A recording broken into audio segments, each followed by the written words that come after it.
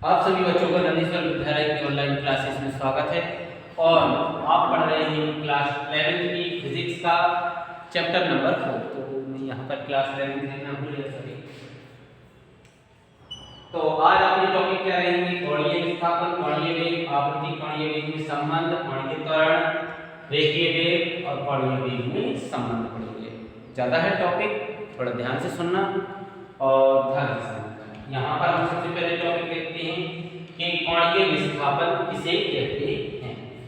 तो कहने का मतलब जब कोई कण क्या कर रहा हो, वृत्तीय गति कर रहा हो। क्या कर रहा हो? जब कोई कण वृत्तीय गति कर रहा हो तब उसके रेखीय विस्थापन और त्रिज्या के अनुपात को हम क्या कहते हैं? रेखीय विस्थापन और कोणीय त्रिज्या को हम क्या कहते हैं? कोणीय विस्थापन कहते हैं। कैसे कहते हैं ये देख लीजिए आप। ये जैसे कि एक सर्किल है अपना, यहां पर क्या कर रहा है, ये जो कोणीय विस्थापन है तो ये क्या करेगा कि इसके साथ त्रिज्या के साथ एंगल बनाएगा।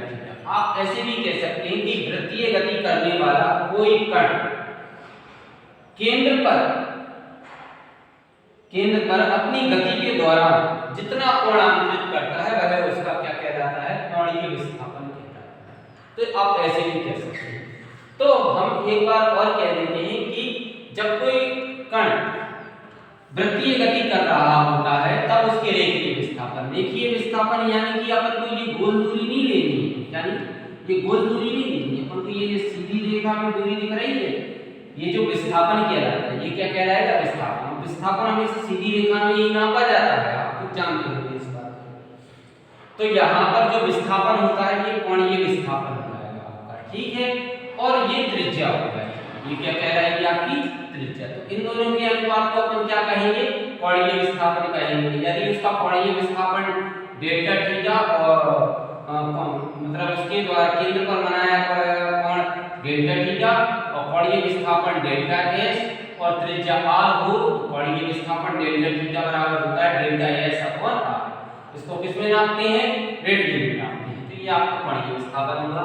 इसके बाद कोणीय वेग। देखो जैसे अपन डेफिनेशन देखते हैं कि वेग में समय के साथ वेग में परिवर्तन की दर को त्वरण कहते हैं, उसी प्रकार हम क्या कहेंगे कि कोणीय विस्थापन में परिवर्तन की दर, समय के साथ कोणीय विस्थापन में परिवर्तन की दर को कोणीय वेग कहते हैं। तो यानी कि ये देखिए समय और ऐड हो जाएगा इसमें, तो डेल्टा थीटा बटे डेल्टा टी हो जाएगा। तो यहाँ पर कोणीय वेग का हम क्या कहेंगे कि समय के साथ कोणीय विस्थापन में परिवर्तन की दर को क्या कहते हैं? कोणीय वेग कहते हैं। और इसका मात्रक रेडियन प्रति सेकंड होता है। दूसरी बात क्या होती है? आवृत्ति और कोणीय वेग में संबंध। मैंने आपको कल बताया था कि आवृत्ति किसे कहते हैं? जब कोई वस्तु एक चक्कर में, एक सेकंड में जितने चक्कर पूर्ण कर लेती है उसको उसकी क्या कहते हैं? आवृत्ति कहते हैं। तो यानी कि आवृत्ति को न्यू से दर्शाते हैं। अब इसके बाद देखते हैं आवृत्ति और कोणीय वेग में संबंध। हमने कोणीय वेग बराबर क्या पढ़ा है? हमने कोणीय वेग W बराबर ओमेगा बराबर पढ़ा है delta theta upon delta T पढ़ा है। आपको मालूम है कोई कण जब वृत्तीय मार्ग में गति कर रहा होता है तो वह 2 पाई रेडियन से घूम जाता है। आप जानते हैं इधर से इधर तक का ये कितना होता है? पाई होता है, यानी कि 180 डिग्री को पाई कहते हैं। तो ये कण यहाँ से चलना प्रारंभ हुआ, यहाँ तक गया तो पाई, फिर यहाँ से यहाँ तक चलने स्टार्ट किया तो कितना हो गया? 2 पाई हो गया। तो यानी कि वह अपना डेल्टा थीटा अगर घूमता घूमता वहीं पर आ जाए तो यहाँ पर क्या हो जाएगा? 2 पाई आ जाएगा। और हमने डेल्टा टी यानी कि कुल समय अंतराल को क्या मान लिया? कैपिटल टी मान लिया। अब यहाँ पर देखिए 1/t, तो हमने न्यू बराबर क्या पढ़ा? आवृत्ति बराबर पढ़ा 1/t पढ़ा है। तो यहाँ पर 1/t, तो 2 पाई को अपन ने साइड में कर लिया, 1/t का मान क्या हो जाएगा? न्यू। तो ये अपना ओमेगा बराबर क्या आ गया? 2 पाई न्यू आ गया। तो ये हो गया आपकी आवृत्ति और कोणीय वेग में संबंध हो गया। इसके बाद क्या कहेंगे? कोणीय त्वरण किसे कहते हैं? तो बिल्कुल सिंपल है, उसी की तरीके से कहेंगे जैसे अपन ने पहले कहा। तो देखिए कोणीय समय के साथ कोणीय वेग में परिवर्तन की दर को कोणीय त्वरण कहते हैं। तो देखो अपना क्या हो जाएगा? यहाँ पर सॉरी मैंने कुछ तो मिस्टेक लिखी है, तो यहाँ पर अपन क्या करेंगे? ओमेगा रखेंगे, क्योंकि कोणीय वेग तो अपना क्या है? ओमेगा है ना। तो तो यहाँ पर अल्फा बराबर क्या हो जाएगा, delta omega upon delta T हो जाएगा। तो यहाँ पर समय के साथ कोणीय वेग में परिवर्तन की दर को कोणीय त्वरण कहते हैं और इसका मात्रक क्या होगा, रेडियन प्रति सेकंड स्क्वायर। आप कहाँ जानते हैं कोणीय विस्थापन को रेडियन, कोणीय वेग को रेडियन प्रति सेकंड में। अब एक बार और समय आ गया तो रेडियन प्रति सेकंड स्क्वायर हो गया, यानी कि सेकंड दो, समय दो बार आ गया तो सेकंड स्क्वायर हो जाएगा, यानी कि क्या लिख देंगे, रेडियन प्रति सेकंड स्क्वायर लिख देंगे इसको। अब हम क्या करेंगे कि कोणीय त्वरण और रेखीय त्वरण में संबंध। सबसे पहली बात जानते हैं कि अपन रेखीय त्वरण क्या कहलाता है, ए बराबर delta v upon delta T. तो ये अपन ने पहले पढ़ चुके हैं, अभी पिछले अध्याय में अपन ये पढ़ चुके हैं। समय के साथ वेग में परिवर्तन की दर को त्वरण कहते हैं। तो ये अपना नॉर्मल त्वरण हो गया, और जो सर्किल में गति करने पर जो त्वरण प्राप्त होता है वो अपना कोणीय त्वरण होता है। बस इतना अंतर रहता है इसमें। तो कोणीय त्वरण और रेखीय त्वरण में संबंध क्या होता है, v बराबर कोणीय त्वरण और रेखीय त्वरण में संबंध। तो हम जानते हैं, माना किसी कोई कण क्या कर रहा है, v वेग से किसी पथ में v रेखीय वेग से गति कर रहा है तथा उसका कोणीय वेग r त्रिज्या के सर्किल में क्या होगा, कोणीय वेग ओमेगा है। तब हमने क्या किया कि t के सापेक्ष हमने रेखीय वेग और ये जो कोणीय वेग है आपका, उसमें क्या किया, अवकलन कर दिया। तो देखिए आपने क्या कहा कि परिवर्तन तो करना है समय के साथ, तो अपन ने इसीलिए समय के साथ परिवर्तन किया है ताकि वो अपन को त्वरण मिल जाए। तो dv अपॉन dt आ जाएगा, ये अपन d upon dt, d upon dt operator अपन ने लिया। अब देखिए जब जो अवकलन होता है तो वन टाइम इसका होगा, फिर सेकंड टाइम इसका होगा, और एक को अपन निकालने के बाहर रखते हैं। तो पहले इसका कर रहे हैं तो r को बाहर निकाला तो d ओमेगा dt। तो हमने डेफिनेशन क्या पढ़ी है कि समय के साथ कोणीय वेग में परिवर्तन की दर को अपन क्या कहते हैं, कोणीय त्वरण कहते हैं। तो इसको किससे दर्शाते हैं, अल्फा से प्रदर्शित करते हैं। तो इसकी जगह क्या लिख दिया, अल्फा। अब आप जानते हैं ओमेगा को बाहर लगा dr अपॉन dt। देखो समाकलन का मतलब होता है घटोत्तरी, यानी कि किसी चीज में से कम करना, ठीक है।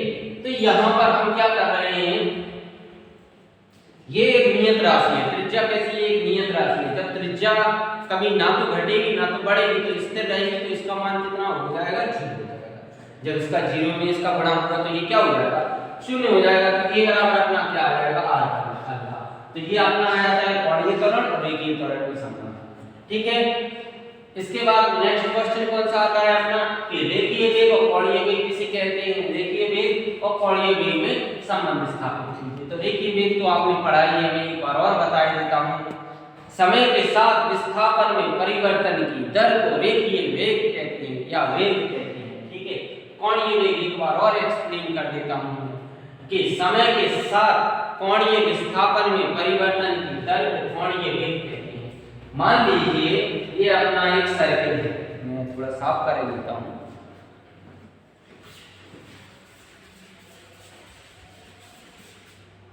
देखिए ये अपना सर्किल है, ठीक है, और ये अपना इसका सर्किल पॉइंट था। ये अपन ने इसको ए हो, इसको ओ दे दिया, इसको ये दे दिया, इसको बी दे दिया, और ये अपना देखिए जो वेग हो गया यहाँ पर, देखिए ये देखिए वेग, ठीक है, v हो गया, और यहाँ पर ये अपना डेल्टा s हो गया, ये डेल्टा थीटा हो गया, और कुछ कमी रह गई और ये हो गया, ठीक है। और जो चीजें लगेंगी तो फिर बाद में अपन इसमें इंक्लूड कर देंगे।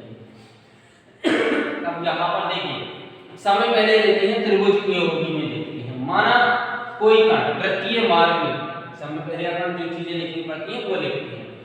माना कोई कण वृत्तीय मार्ग में कोणीय वेग ओमेगा से गति कर रहा है, किससे, कोणीय वेग ओमेगा से गति कर रहा है, और उसकी स्थिति किसी समय बिंदु B से बिंदु A है जाती है।